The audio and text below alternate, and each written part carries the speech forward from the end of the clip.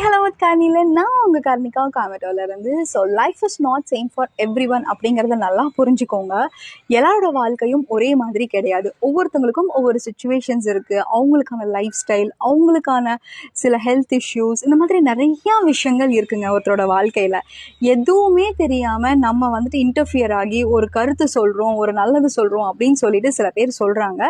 I agree that completely. ரொம்ப ஹாப்பியாக எடுத்துக்கலாம் சிலதெல்லாம். பட் சில விஷயங்களெல்லாம் கேட்கணுங்கிறதுக்காக சில பேர் கேட்டுட்டு போயிடுவாங்க. ஸோ அது எந்த அளவுக்கு ஒருத்தங்களை ஹர்ட் பண்ணும், டிப்ரெஸ் ஆகும் அப்படிங்கிறத நம்ம புரிஞ்சுக்கணும். எல்லாரோட லைஃப்லையும் எல்லா கேள்விகளும் ரொம்ப ஈஸியாக எடுத்துகிட்டு மூவ் ஆன் ஆயிடுவாங்க அப்படிங்கிற தப்பு கணக்கு யாருமே போடாதீங்க. எல்லாருமே ஒரே மாதிரி கிடையாது. அவங்க கொஞ்சம் சென்சிட்டிவாக இருப்பாங்க. அவங்களுக்கு வந்துட்டு சின்னதாக ஒரு விஷயம் சொன்னால் கூட ரொம்ப ஹர்ட் ஆகும். இந்த மாதிரி பீப்புளும் இருக்காங்க. நீங்கள் யதார்த்தமாக கேட்குறதா அப்படின்னு சொல்லிட்டு நீங்கள் கேட்குற விஷயங்கள் வந்துட்டு ரொம்ப கஷ்டப்படுத்தும் சில கேள்விகள் எல்லாம். அது எங்கேருந்து ஸ்டார்ட் ஆகுது அப்படின்னு பார்த்தீங்கன்னா, சின்னதாக கம்பேரிசன் அப்படிங்கிற ஒரு வட்டத்துக்குள்ளே இருந்து தான் அது ஸ்டார்ட் ஆகுது. ஸோ கம்பேரிசன் எந்த அளவுக்கு டேஞ்சர் அப்படின்னு பார்த்தீங்கன்னா, ஒருத்தவங்களோட லைஃபையே வந்துட்டு டோட்டலாக அப்சைட் டவுனாக மாற்றுறதுக்கான மிகப்பெரிய ஒரு விஷயமா அது இருக்குது.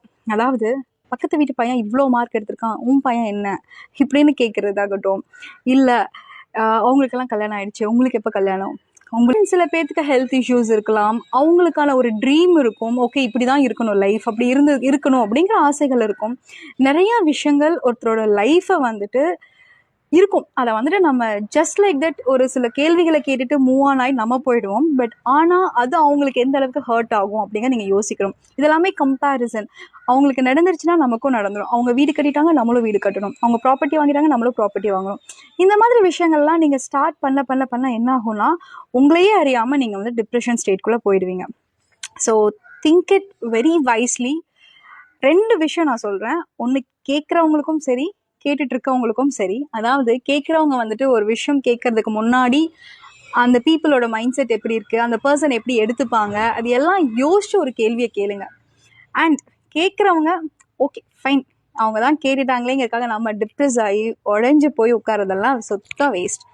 அவங்க இன்னைக்கு பேசுவாங்க, நாளைக்கு போயிடுவாங்க. நம்மளோட லைஃப்பை நம்ம தான் டிசைட் பண்ணோம், ஹாப்பியாக லீட் பண்ணும். அவ்வளோதான். உங்களுக்கு என்ன தோணுதோ அதை நீங்கள் செய்யுங்க. ஸோ லைஃப்பில் இதுக்கு மேலே ஒன்றும் இல்லைங்க.